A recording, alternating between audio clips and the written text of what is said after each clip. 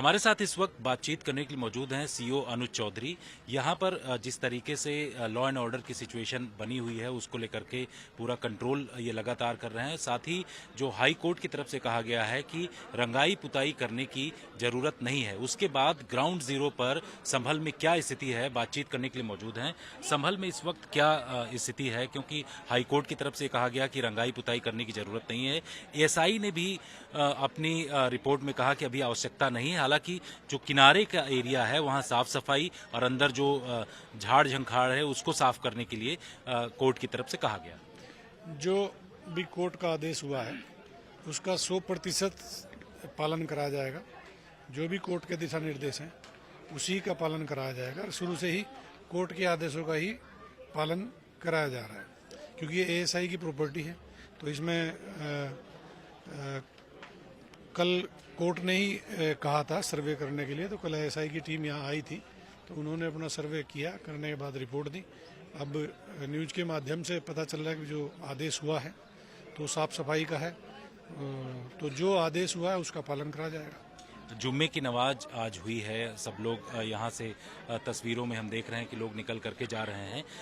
कानून व्यवस्था की क्या स्थिति है, आप किस तरीके से यहाँ पर कंट्रोल कर रहे हैं? पहले की स्थिति में और अब में कितना डिफरेंस दिखाई पड़ा? पहले कुछ लोग गुमराह हो गए थे, तो वो ठीक है, सब उनकी समझ में आ गया सबके भाई कैसे रहना है, कानून का पालन करना है, और जो हमें हाई कोर्ट या सुप्रीम कोर्ट जो दिशा निर्देश देता है उसका पालन करना है। तो यही सब लोग मुझे लग रहा है मुतमीन है, कोई इस तरह की बात नहीं है, सबकी समझ में आ रहा है कि कोर्ट के आदेश का पालन करना है।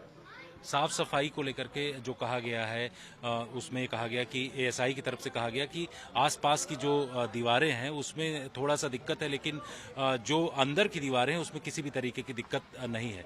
आप लोग इसका अनुपालन किस तरीके से करवाएंगे आने वाले दिनों में, अगर ज़रूरत पड़ती है तो, किसी तरीके से कानून व्यवस्था में दिक्कत ना हो? तो जो गाइडलाइन आएगी, एएसआई की जो गाइडलाइन होगी, जो हाई कोर्ट ने जो आदेश दिया और उसके साथ जो एएसआई कोई गाइडलाइन होगी, यदि जरूरत पड़ी तो उसी के अनुसार कराया जाएगा। जो भी हाई कोर्ट का आदेश होगा उसी के अनुसार कार्रवाई कराई जाएगी। बिल्कुल। तो ये थे अनुज चौधरी जी, जिनकी तरफ से कहा गया कि कानून व्यवस्था का पूरी तरीके से अनुपालन यहाँ पर कराया जाएगा। और आप देख रहे हैं कि पूरा जो फोर्स है यहाँ पर आरएएफ के जवान हैं, इसके साथ साथ जो पीएसी के जवान हैं, साथ ही उत्तर प्रदेश पुलिस यहाँ पर मौजूद है। और आप सामने तस्वीरों में देख सकते हैं कि मस्जिद से जो नमाज पढ़ने के बाद लोग यहाँ से निकल रहे हैं, शांतिपूर्वक लोग यहाँ से निकल रहे हैं। हालांकि जो हाईकोर्ट की तरफ से कहा गया है कि इसमें किसी भी तरीके से अभी कदम नहीं बढ़ाना है, मंगलवार तक का वक्त दिया है। अगर किसी को ऑब्जेक्शन करना है तो उस पर उनकी तरफ से ऑब्जेक्शन किया जा सकता है।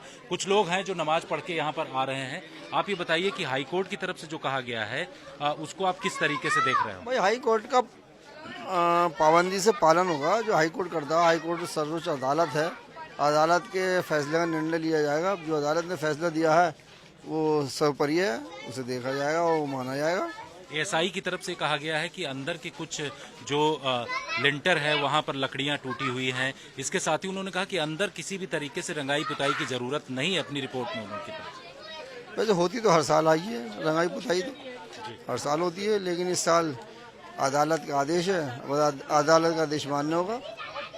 बिल्कुल। तो अदालत का आदेश जो है, जो यहाँ पर नमाज पढ़ के लोग आ रहे हैं उनकी तरफ से कहा जा रहा है कि उसको माना जाएगा। यहाँ आप तस्वीरें सीधे देख सकते हैं कि नमाज पढ़ के लोग निकल रहे हैं। पुलिस प्रशासन भी यहाँ पर मौजूद है और भी लोग हैं, उनसे जानने की कोशिश करते हैं।